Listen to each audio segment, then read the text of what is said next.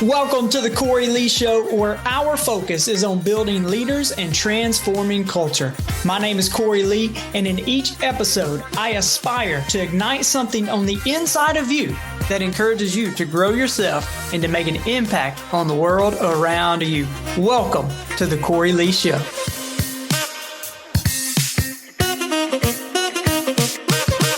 Well, welcome back to the Cory Lee Show. Hey, I'm excited about our episode today. This episode is actually coming from every Friday. I'll send out some emails. I have been doing this since 2017. When I first started doing speaking, coaching, and training, one of the things I would do is each time I would go in, I would get people to kind of sign in, but then also write down their email if they wanted some updates from me. And since 2017, I've been doing that every single Friday. I'll send out a personal growth leadership email, really just trying to encourage and to inspire and to motivate and to develop leaders and transform culture through that platform as well. And so today, I wanted to share with you a couple of emails that I have sent out. And again, these are typically pretty short, but most of the time it's things that I'm thinking on throughout the week, things that have just kind of been stirring within me.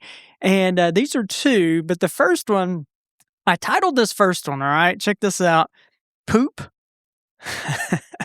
often comes with abundance, all right? See, Proverbs says, without oxen, a stable stays clean, but you need a strong ox for a large harvest. Having an abundant harvest, you know what? It sounds nice.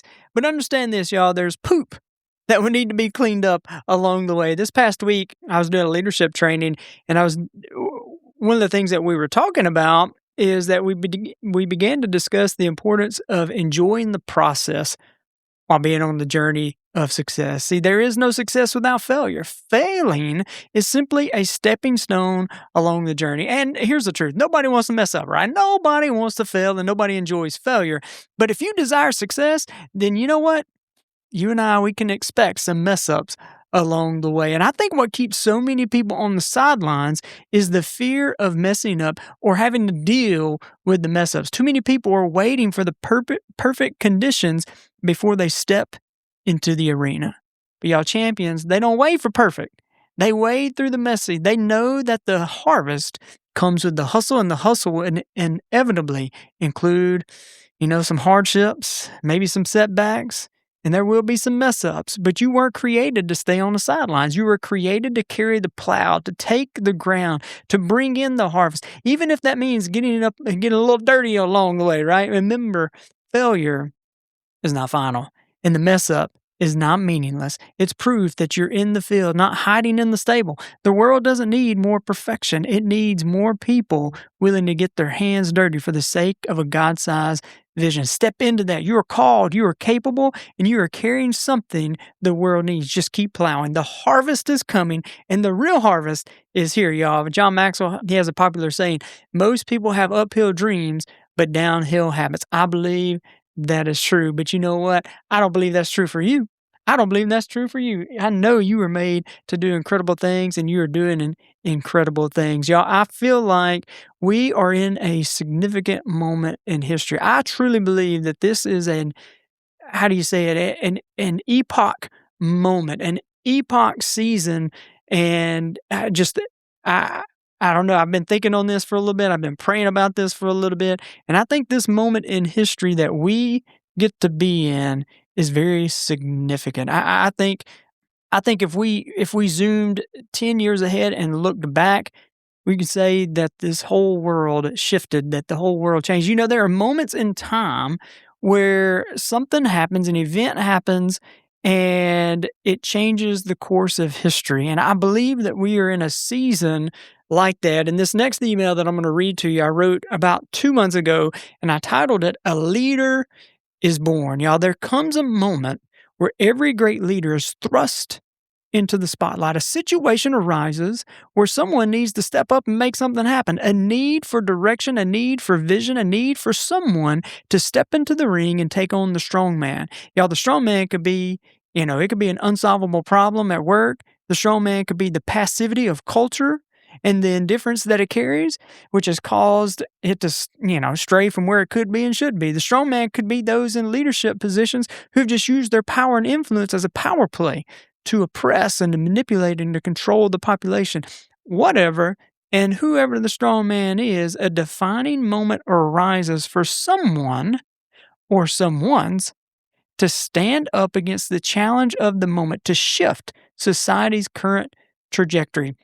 In 1429, there was a 17-year-old French peasant girl who stood up against the land in despair and the law that defeat was permanent and under foreign occupation. Joan of Arc, yeah, she infused her nation with courage. She shifted the morale of an entire nation and revived national identity. Y'all, this young girl, she saw the strong man in a defeated national spirit, political paralysis, and cultural humiliation, and in the collective belief that France's story was finished. But you know what? Stirred by the Holy Spirit, she challenged that narrative and changed the course of history. In 1863, a lawyer from Illinois, the dude ascended to the presidency of the United States of America. A nation split on the issue of slavery had reached a tipping point, and somebody needed to give some direction. Abraham Lincoln, he made that bold proclamation that all slaves were now free. He reframed the narrative of this hotly debated issue from a political talking point to a moral destiny, right? The issue had been brewing for years, and many leaders had offered compromised proposals, including Lincoln himself. If you look back at it, he suggested that allowing certain states to remain free while defining other states as free states and talking about allowing Western expansion states to be free. But leadership decisions cannot be based on consensus of opinion. The nation had and has a destiny, but compromise would not take it from where it was to where it could be. The moment had come, and Lincoln rose to the moment, and on January 1st, 1863, he signed his name to a document that changed the course of history and ultimately sealed his own fate. On March 23rd, 1775, a gentleman took a stand in the Second Virginia Convention to deliver his speech. The times were intense, and escalations with the most powerful force on the earth at that time, the British military, were rising. The population was torn. Choosing resistance would mean war and bloodshed, while choosing the status quo meant settling for the illusion of safety under oppression. Some still hoped for reconciliation and peace, believing that over time tensions, would die down and emotions would ease.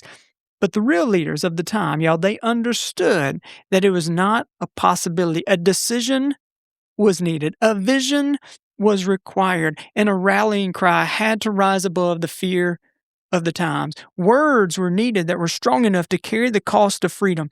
Patrick Henry, he did that when he ended his speech with a rallying cry, a phrase that inspired a nation to declare its freedom. He said, "Give me liberty or give me death." And that became a rallying cry for freedom, y'all. Each generation has its moments. History books are filled with the heroes and the villains who chose to do something. The Bible is full of men and women, names of men and women who, by faith, stepped out in their generation. Like what Acts 13 says, it says, "And when David had served all of God's purposes in his generation, he fell asleep. A young shepherd boy responded to the invitation to take part in his generation, and his obedience led him to become the most famous king Israel ever had." Now, there's a need in this hour for men and women to rise up to be the voice of truth and justice.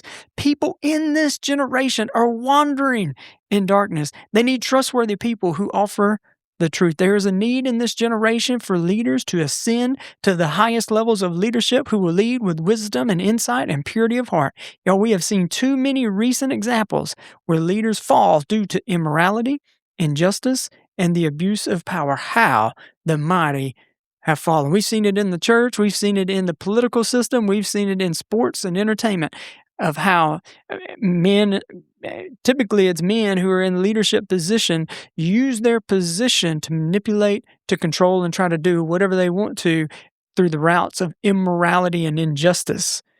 How the mighty have fallen. Y'all, this is our generation. This is our hour. Truth still needs a voice. Justice still requires courage. Integrity still matters, and the future will not shape itself. The need of the hour is for leaders. My friend, will you rise up? I hope this podcast episode has added value to you. I hope you got something that will stir you. Man, I believe in you. I believe in your dreams. I believe that this moment, you and I are not here on accident, right here in this moment. And like I said right there a second ago, will you rise up or will we choose to be passive? And so, hey, if this has added value to you, I'd love for you to share it with somebody, share it with a friend or family member, post it on social media, get it out right. Let's stir up some leaders to ascend to high levels of leadership and positions in all sectors of society. Men and women who have clean hands and pure hearts. Men and women who will not go into back rooms, who will not be bought, who cannot be bought. Right. And so, hey, I hope this episode has added value to you guys. Hope you have a great day and God bless. 3, 2, 1. Okay. Thanks for joining me today. I hope I have added value to you. And if you have found value in this episode, let me know. Drop a comment and make sure you share with a friend or family member. See you next episode.